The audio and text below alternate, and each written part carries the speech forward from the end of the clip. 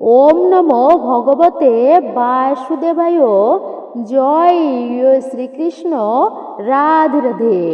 আজকের এই ভিডিওটির মাধ্যমে আপনাদের সাথে আলোচনা করা হবে অম্বুবাসীর শেষ দিন এবং এই অম্বুবাসী চলমান এমন কিছু অত্যন্ত বিষয় নিয়ে, যা জানলে সারাটি বছর আপনাদের জীবনে যে দুর্ভাগ্য, অর্থ সমস্যা এবং রোগ ব্যাধি লেগেই আছে তা দূরীভূত হবে যদি আপনারা জেনে এই নিয়মগুলি মেনে তা পালন করতে পারেন। আমরা যাকে ধরিত্রী মা বলি, মা বসুমাতা বলি, সেই মা প্রকৃতই হচ্ছেন আমাদের সকলেরই মা।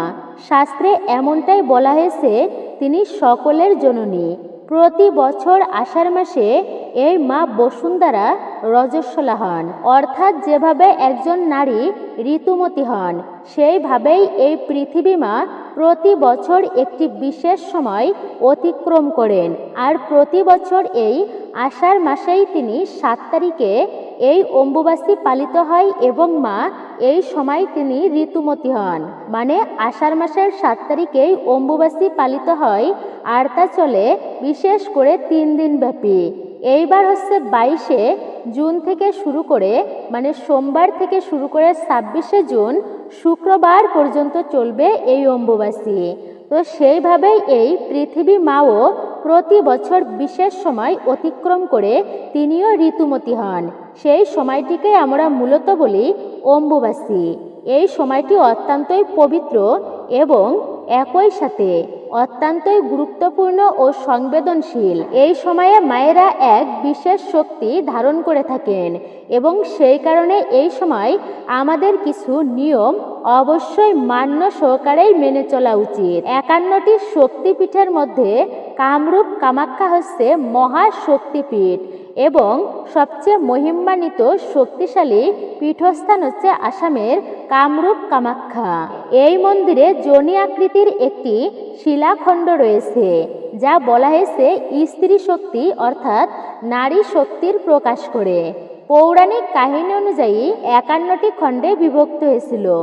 এই 51টি খণ্ড যে যে স্থানে পতিত হয়েছিল, বিশেষ করে সেই স্থানে এক একটি শক্তিপীঠ গড়ে উঠেছে। তো বিশেষ অবস্থা দেবী সতীর এই যে যোনি দেশ, মানে এই পবিত্র অঙ্গটি পতিত হয়েছিল কামাখ্যা মন্দিরে। তাই সমস্ত শক্তিপীঠের মধ্যে শ্রেষ্ঠ বলেই বিবেচিত এই কামরূপ কামাখ্যা মন্দির। প্রতি বছর অম্বুবাসীর সময় এই মন্দিরে অনেক ভক্তদের আগমন ঘটে এবং বিশেষ একটি ঘটনা ঘটে। এই 3 দিন মায়ের সেই পবিত্র শিলাখণ্ডকে সাদা কাপড় দিয়ে ঢেকে রাখা হয়। মন্দিরের দরজা বন্ধ থাকে। কোনো পূজা অর্চনা, আরতি কিছুই এই 3 দিনে করা হয় না। সমগ্র ভারত এবং বাংলাদেশ থেকে লক্ষ লক্ষ ভক্ত সেই বন্ধ দরজার সামনে তারা অপেক্ষা করে থাকেন, দাঁড়িয়ে থাকেন, বসে কীর্তন করেন, মায়ের কৃপা প্রার্থনা করেন। 3 দিন পর যখন মন্দিরের দরজা খোলেন, তখন সেই দর্শনার্থীরা শিলাখণ্ড দর্শন করার জন্য, মাকে দর্শন করার জন্য আকুল হয়ে থাকেন। আর সেই শিলাখণ্ড থেকে একটি লাল রঙের তরল বেরিয়ে আসে এই 3 দিনে, যাকে মায়ের রজস্রাব বলে বিবেচনা করা হয়। সেই লাল বস্ত্র এবং লাল জল অত্যন্তই পবিত্র বলেই মানা হয়। আমাদের শাস্ত্র বলছে যে এই 3 দিনে যদি আমরা সঠিকভাবে নিয়ম মেনে চলি এবং সামান্য কিছু বিশেষ কার্য সম্পাদন করি, তাহলে মা বসুন্ধরা, মা আদিশক্তি কামাখ্যা আমাদের মনের সর্বকিছু পূর্ণ করে দেবেন, মনোবাসনা পূর্ণ করেন, অর্থ কষ্ট দূর করেন এবং সকল দুঃখ তিনি হরণ করে নেন। কিন্তু এর উল্টোটা হলে, যদি এই সময় আমরা কিছু নির্দিষ্ট ভুল করে বসি, তাহলে সারাটা বছর ধরে কিন্তু সেই ভুলের যে ফল তা ভোগ করতে হয়। পরিবারে অমঙ্গল আসে, রোগ ব্যাধি ঘিরে ধরে, আর্থিক সংকট দেখা দেয়। লোক বিশ্বাস অনুযায়ী এই 3 দিন ধরে ধরিত্রী মাতা ঋতুমতী তথা রজস্বলা অশুচি হন এবং 4র্থ দিনে স্নান করে শুচি শুদ্ধি হয়ে মন্দিরের দরজা পুনরায় খোলা হয়। যেই 3 দিন অম্বুবাসী পালন করা হয়, সেই দিনগুলোতে কোনো মাঙ্গলিক কাজকর্ম, অনুষ্ঠান আদি করা হয় না। যেমন গৃহপ্রবেশ, বিবাহ, উপনয়ন ইত্যাদি অনুষ্ঠিত হয় না। শুধু তাই নয়, কিছু কাজ যেমন বেদপাঠ, ভূমিকর্ষণ, বীজ বপন, দেবকৃত তর্পণ বন্ধ রাখা উচিত। অম্বুবাসী হচ্ছে একটি বিশেষ তিথি, আর এই অম্বুবাসী উপলক্ষে গ্রাম বাংলার বিধবা মহিলারা 3 দিন ধরে তারা বিশেষ প্রয়োজনীয় খাবার রান্না করে রাখেন। এই সময় তারা আগুনের কাছে গরম চা, গরম কফি, গরম খাবার অর্থাৎ গরম ভাত বা গরম কোনো তরকারি তারা গ্রহণ করে না। এক কথায় গরম কোনো খাবার তারা গ্রহণ করে না। তবে কোথাও কোথাও সূর্যের তাপে খাবার গরম করে নেওয়ার প্রথা প্রচলিত রয়েছে। আবার যারা ব্রহ্মচর্য পালন করবেন তারা এই সময়ে বিশেষ করে এই খাবারটি তারা খান। বিভিন্ন ধরনের ফলমূল খাবার খেয়ে ব্রত তারা উদযাপন করেন।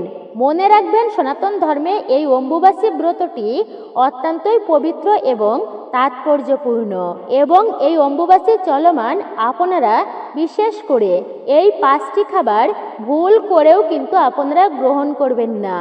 যদি আপনারা এই খাবারগুলি গ্রহণ করে থাকেন, আপনাদের জীবনে দুঃখ দুর্দশা লেগেই থাকবে, পরিবারে অমঙ্গল লেগেই থাকবে। যা বলা হচ্ছে, এই অম্বুবাসীর দিন বা অম্বুবাসীর নিবৃত্তির দিন ভুলেও আপনারা খাবেন না। সধবা বা বিধবা নারীদের মুখে তোলাও উচিত নয়। এই 5টি খাবার সম্পূর্ণই নিষিদ্ধ। শাস্ত্র মতে সেই 5টি নিষিদ্ধ খাবার কি কি রয়েছে, কেন সেগুলো খাওয়া নিষিদ্ধ, আপনারা জানতে পারবেন এই ভিডিওটির মাধ্যমে। আজকের ভিডিওটি আপনাদের জন্য খুবই গুরুত্বপূর্ণ হতে চলেছে। মনোযোগ সহকারে শ্রবণ করবেন, একদমই স্কিপ করে শ্রবণ করবেন না, মূল্যবান বিষয়গুলি বাদ পড়ে যেতে পারে। নমস্কার, সবাইকে সুস্বাগত জানাই রায়কিশোরী দীপা তথা সনাতন ধর্মীয় তথ্যমূলক চ্যানেলে আমি দীপা। সকলে কেমন আছেন? নিশ্চয়ই ঈশ্বরের অশেষ কৃপায় সকলে ভালো আছেন, সুস্থ আছেন। ভিডিওতে অবশ্যই একটি লাইক করবেন এবং কমেন্টে জয় মা কামাখ্যা দেবীর জয়, জয় মা কালিকা অথবা আপনার গুরুদেবের নামটি একটি বারের জন্য হলেও লিখে জানাতে ভুলবেন না। আপনারা ভিডিওটি মনোযোগ সহকারে শ্রবণ করুন শুরু থেকে শেষ পর্যন্ত।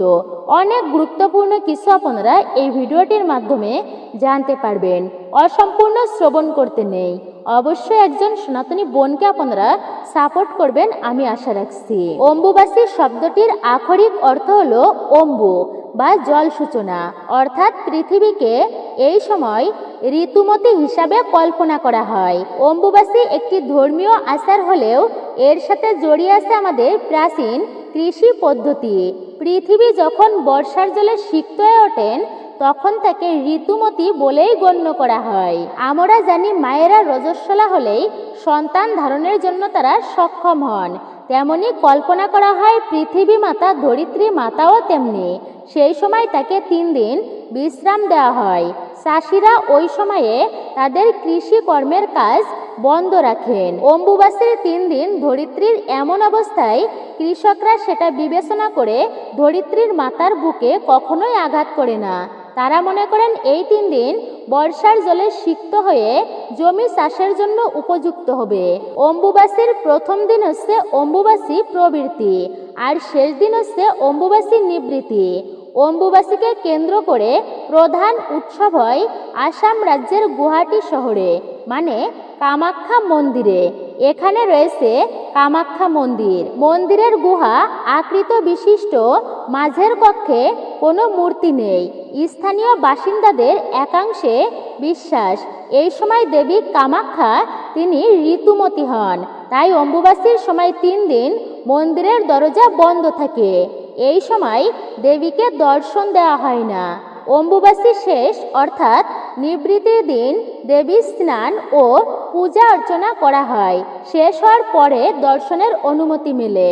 এই দিন মন্দিরে লক্ষ লক্ষ ভক্তের আগমন হয়। অম্বুবাচী চলাকালীন লাল বস্ত্র তারা উপহার প্রাপ্ত হবার জন্য, আর এই দিনেই লাল বস্ত্র উপহার দেওয়া হয় ভক্তদেরকে। কথিত আছে এই বস্ত্র ধারণ করলে ভক্তের মনোবাঞ্ছা পূর্ণ হয়। আবার এই দিন থেকে মন্দিরের চারপাশে খোল, করতাল, ঢোল সহযোগে কীর্তন হয়। মেলার আকারে কামাখ্যা মন্দির চত্বর পরিপূর্ণ থাকে। সনাতন শাস্ত্র ও পুরাণ মতে দেবাদিদেব মহাদেব যখন সতী মাতাকে তিনি হারিয়ে ফেললেন, তখন প্রলয় নৃত্য শুরু করেছিলেন। তখন সৃষ্টিকে রক্ষা হেতু ভগবান শ্রীবিষ্ণু তার সুদর্শন চক্র দিয়ে দেবী সতীর দেহকে খণ্ড বিখণ্ড করে সেই দেহাংশ পৃথিবীর 51টি স্থানে পতিত হয়। দেবী সতীর সেই খণ্ডিত স্থান, আর সেখানেই সতীপীঠ গড়ে ওঠে। এই নীলাচল পর্বতে পতিত হয়েছিল জগন্মাতার যোনি, অর্থাৎ জগন্মাতার সেই মুদ্রা যোনিটি। তাই কামাখ্যা কেবল একটি মন্দিরই নয়, এটি তন্ত্র সাধনা এবং মাতৃশক্তির এক বিশেষ মহাজাগতিক স্থান। কথিত আছে মায়ের গর্ভগৃহ থেকে এই সময় স্বতঃস্ফূর্তভাবে রক্তিম জলধারা প্রবাহিত হয় এবং ব্রহ্মপুত্র জল রক্তবর্ণ ধারণ করেন। সনাতন ধর্মে প্রকৃতির প্রতিটি রূপকে স্তরের প্রকাশ হিসাবে মানা হয়। দেবালয়ের দ্বার রুদ্ধ থাকে এই সময়। দেবদেবীর বিগ্রহ রক্তিম বস্ত্রে আচ্ছাদিত করে রাখা হয় এবং ইষ্ট বা গুরুদেবের মন্ত্র আপনারা জপ করতে পারেন, গুরুদেব থেকে প্রাপ্ত মন্ত্র। এমনকি এই যে অম্বুবাচী চলমান, ধরিত্রীর বুকে কিন্তু আঘাত করা হয় না, অর্থাৎ ভূমিকর্ষণ, মাটি খনন এগুলো কিন্তু সম্পূর্ণরূপেই বর্জন রয়েছে এই অম্বুবাচী চলমান। আপনারা এগুলি কিন্তু অম্বুবাচী চলমান ভুলেও আপনারা করবেন না। ভূমিকর্ষণ তথা মাটি খোঁড়া সম্পূর্ণরূপেই নিষিদ্ধ। এই সময় মাটি খোঁড়া একদমই উচিত নয়। সাধক ও সন্ন্যাসীরা এই সময় কঠিন ব্রহ্মচর্য ও সংযম পালন করে থাকেন। এটি কেবল একটি ধর্মীয় প্রথাই নয়, এটি হলো প্রকৃতির প্রতি, নারী সত্তার প্রতি এবং মাতৃশক্তির প্রতি সনাতন ধর্মের এক বিশেষ সম্মান, বিশেষ বিনম্র শ্রদ্ধাঞ্জলি। এবং যে সমস্ত ভক্তেরা এই অম্বুবাসীর মতো পবিত্র ব্রত পালন করে থাকবেন, তারা সর্বদাই এই কয়েকটি খাবার সম্পূর্ণরূপে আপনারা বর্জন করবেন। এবং যারা পালন করবেন না সাধারণ মানুষ, তো সকলেরই কিন্তু এই কয়েকটি নিয়ম পালন করতেই হবে। শুধুমাত্র যে বিধবা মহিলারা পালন করবে তা কিন্তু নয়, সকলের উদ্দেশ্যে আপনারা ভুল করেও মুখে তুলবেন না। হ্যাঁ, এই 5টি খাবার ভুলেও কিন্তু এই সবজিগুলি আপনারা খাবেন না, তাহলে কিন্তু আপনাদের অমঙ্গল হবেই। তাই অবশ্যই আপনারা শ্রবণ করুন যে কোন সেই খাবারগুলি যা আপনারা ভুলেও খাবেন না। অম্বুবাচী চলমান আপনাদের জন্য অশুভ হবে এই খাবারগুলি গ্রহণ করলে। প্রচলিত বিশ্বাস অনুযায়ী এই 3 দিন মাতা ধরিত্রী তিনি ঋতুমতী অবস্থায় থাকেন। কিন্তু আপনারা জানেন কি, এই পবিত্র ব্রত চলাকালীন সধবা বা বিধবা নারীরা প্রত্যেকের জন্য বেশ কয়েকটি খাবার সম্পূর্ণরূপে নিষিদ্ধ। সামান্য একটুকু ভুলের মাধ্যমে আপনাদের জীবনে ঘনিয়ে আসতে পারে ঘোর অমঙ্গল। তাই অবশ্যই এমন ভুল আপনারা করবেন না। এই 5টি খাবারের কথা যা অম্বুবাসীর সময় ভুল করেও মুখে তোলা উচিত নয়, আপনারা তা জেনে নিন কি কি সেই খাবার। প্রথমে যে খাবারটি অর্থ হচ্ছে অন্ন বা ভাত। শাস্ত্রীয় কারণ, সনাতন ধর্মে অন্নকে লক্ষ্মী বা ব্রহ্মার রূপ হিসেবে, মা অন্নপূর্ণার রূপ হিসেবে গণ্য করা হয়। এই অন্নকে অম্বুবাসীর সময় যেহেতু ধরিত্রী মাতা অশুচি বা ঋতুমতী অবস্থায় থাকেন, গরম অন্ন হিসাবে গ্রহণ করাকে অশুদ্ধি মনে করা হয়। আপনারা অবশ্যই এটি গ্রহণ করবেন না। মাটিকে কষ্ট না দেওয়ার জন্য বিশেষ করে আগেকার দিনে এই সময়টা রান্না বন্ধ থাকতো, তারা রান্না করতো না, এমনকি গরম খাবার খেত না, ঠান্ডা খাবার গ্রহণ করত। আর বিশেষ করে যে শুকনা খাবার আছে, ফলমূল আছে, তারা তা গ্রহণ করে এই অম্বুবাসী পালন করত। তাই নতুন করে তারা ভাত রান্না করত না এই অম্বুবাসীর সময়। অম্বুবাসী হলো আত্মশুদ্ধি এবং সংযমের সময়। সনাতন ধর্মে বা সনাতন শাস্ত্রে বিশেষ করে মাছ, মাংস, ডিমকে তামসিক আহার এবং আমিষ বলাই হয়েছে। এই খাবারগুলি ভুলেও কিন্তু আপনারা এই সময়ে গ্রহণ করবেন না। শরীরে প্রচুর শক্তির প্রয়োজন হয়, কিন্তু বলা হয়েছে এই সময়টা এগুলি আপনারা গ্রহণ করবেন না।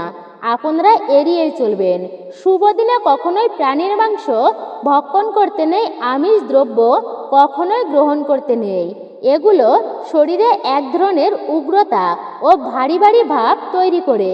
এই সমস্ত খাবার যে সমস্ত ব্যক্তিরা এই অম্বুবাচী চলমান ব্রত পালনের সময় মনকে শান্ত ও ঈশ্বরের প্রতি তাদের মনকে এক মনে রাখতে চান, তারা বিশেষ করে মনে রাখবেন এই অম্বুবাচী চলমান আপনারা বিশেষ করে মনের একাগ্রতা নষ্ট করবেন না এবং কাম ক্রোধ বৃদ্ধি করে এই সমস্ত খাবার, তাই আপনারা এড়িয়ে চলবেন এই খাবারগুলি। খাদ্য মূলত ধর্মের সাথে সম্পর্কিত নয়, কিন্তু খাদ্য হচ্ছে চেতনার সাথে সম্পর্কিত।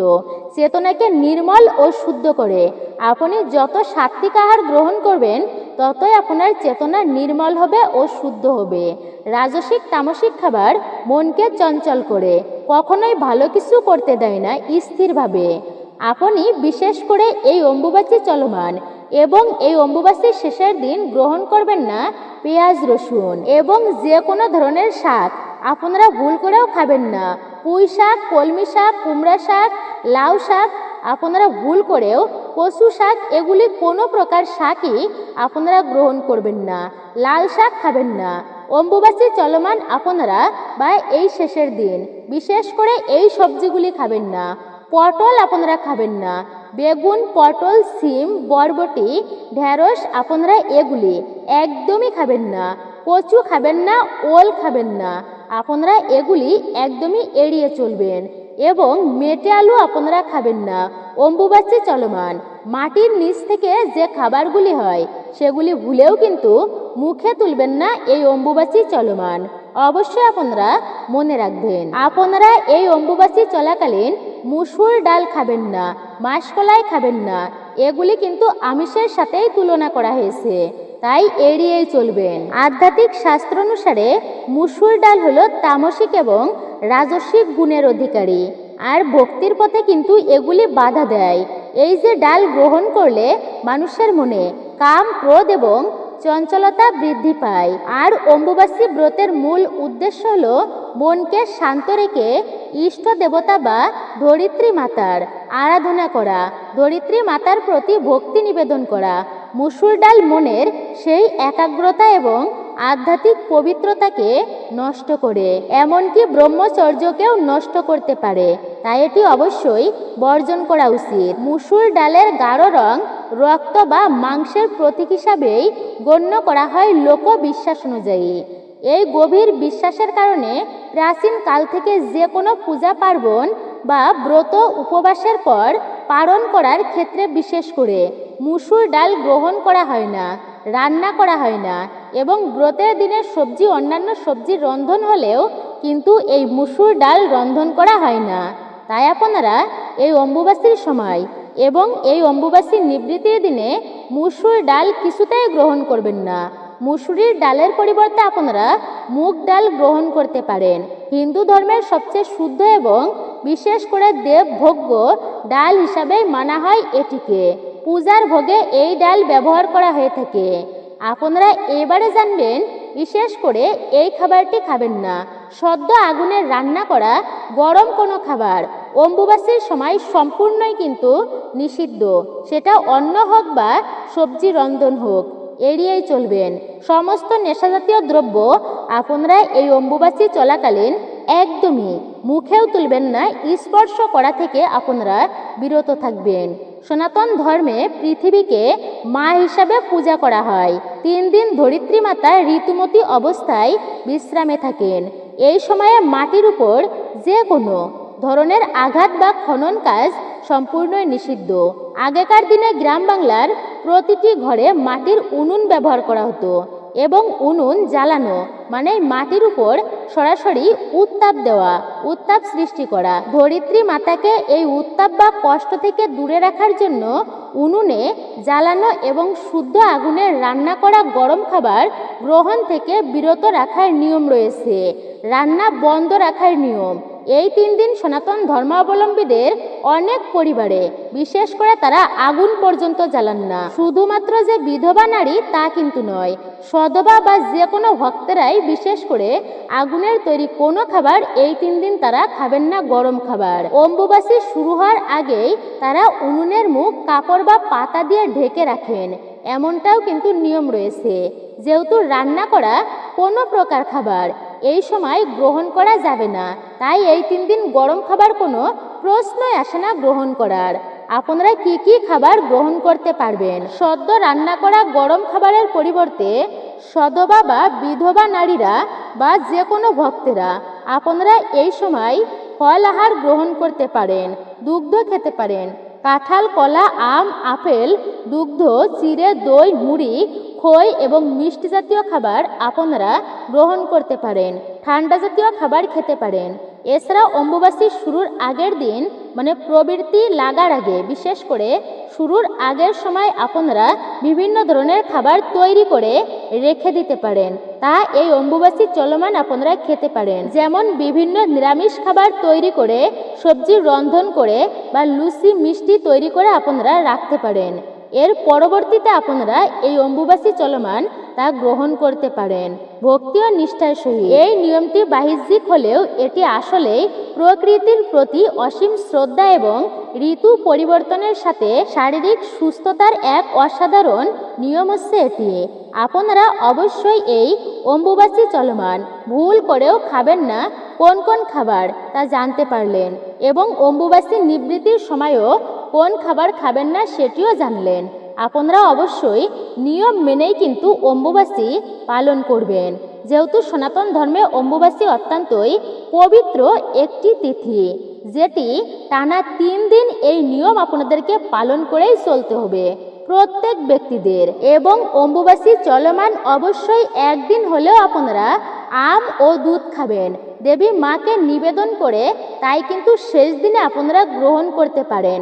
এবং অবশ্যই আম দুধ অর্থাৎ ফল আপনারা দান করবেন, এটি আপনাদের জন্য খুবই শুভ হবে।